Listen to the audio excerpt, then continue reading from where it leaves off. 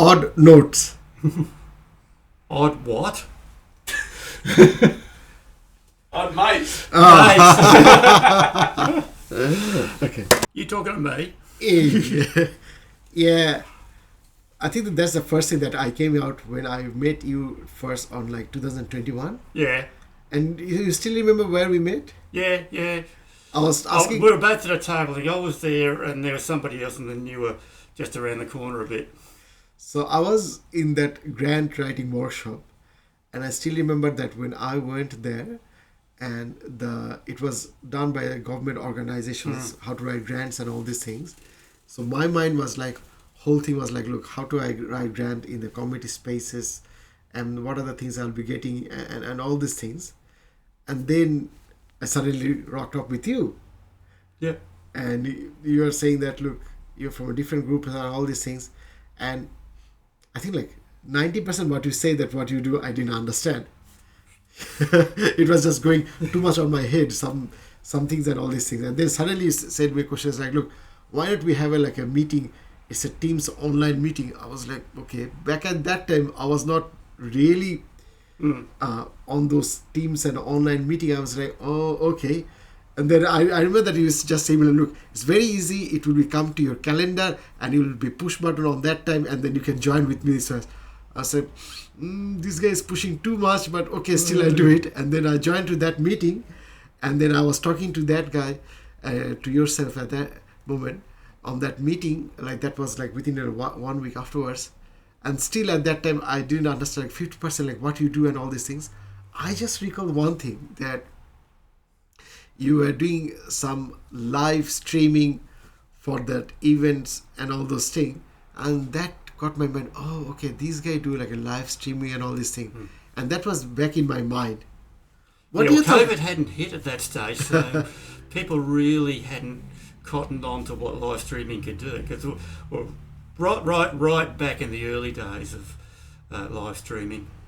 Yeah, and then like when the COVID hit and all those things that happened, then I felt, oh, okay, that guy, which I met like years back, that was saying that to do like a live streaming, and we had like a campaign for our Islamic activities, and I thought, like, look, whether that guy will be interested to come in a mosque and do like a live stream and all these things. You got afraid to come in a mosque and all these things? No. I've worked in a lot of places. Yeah, when I was in corporate, which I've been there for a long time, but I've been all around different places in the world. So I'm used to meeting a lot of different people in a lot of different contexts. So, and I had spent a lot of time in Southeast Asia. Okay. Yeah, working with Muslims, and it confirmed what I suspected, that they're just people. Yeah. And I'm a Christian. We do have some markedly different beliefs in different areas, but we're still people, and there's no reason to be rude or anything like that just because somebody is slightly different to you, because we're more alike than we're different. My curious question is like, on the very first meeting, and we were in a grants writing workshop, and my field was like totally different and your field was totally different. So what would you make to do a follow-up meeting and in a Teams and all those things? I don't know. I just thought it was a way to keep contact. It's you were confused, and I thought probably the easiest way would be to just demonstrate what it was that I did. Because I'm used to that, because I was working in a very technical area, and a lot of people, as soon as you mention something, their eyes just glaze over. Yes, off he goes again, and I just thought, in a lot of cases, probably the easiest thing is to show rather than tell.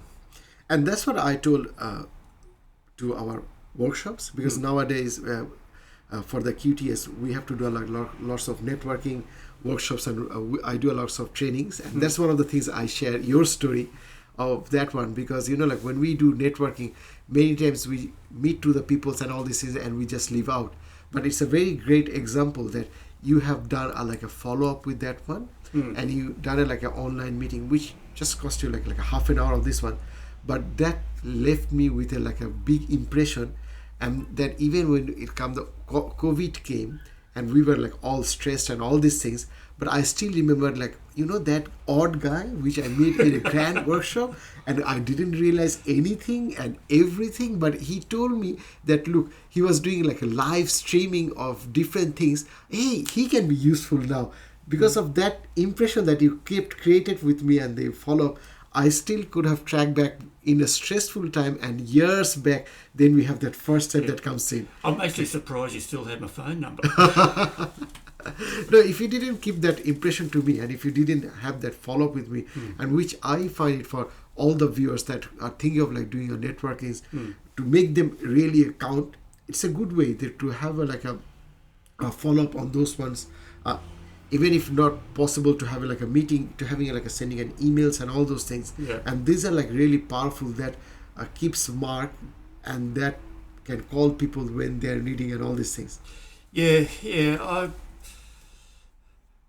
I don't do as much networking as I do used to. I do a lot, but my story, your Travers will probably cringe. But I am definitely not the networking genre naturally. Not at all. I could go for a car ride with the whole family and not say a thing because I was happy. If I had something to say, I'd say it, but until then, I'd shut up. But when I got into business, I realised that wasn't going to cut it. And I actually had to go out and meet people, because if you don't meet people, you don't get business. Yeah, quite simple. So just up the road from here used to be a bowling alley. Okay. And just sort of walk one block away, and I would go up there, you get a drink, a coffee or a Coke or something or other like that, and I would sit by the passageway. Ah. So as people walked past to go down to where they were bowling, from picking food up and things like that, they had to go past me. And I would just say hello. Oh, wow. And that was it. All I expected was to maybe get some sort of response.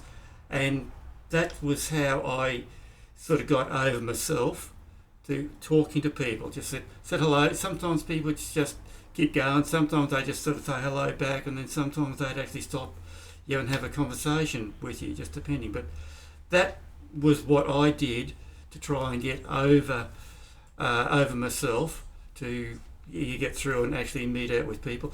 I still find, if I'm out at a networking event, that when I get back from that, I've got to settle.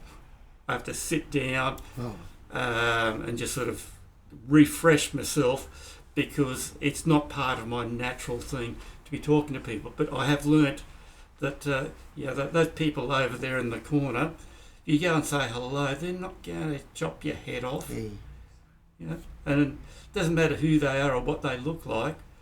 What I've learnt is 80% of people are just as scared of saying hello as what you are.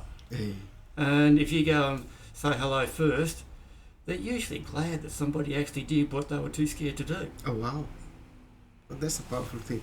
Yeah. But then I'll come to the interesting part of these odd mates, is that when we first did our event, and like, I have met you after 1 year, and then we come in, and then obviously the program is a mosque, so I have to tell my congregations and all the things, and then I have like guest speakers ready and all these things, and everywhere we're excited and all these things. Look, we'll be good doing like a live streamings and all these things, and you guys were like working and doing everything, and then what happened?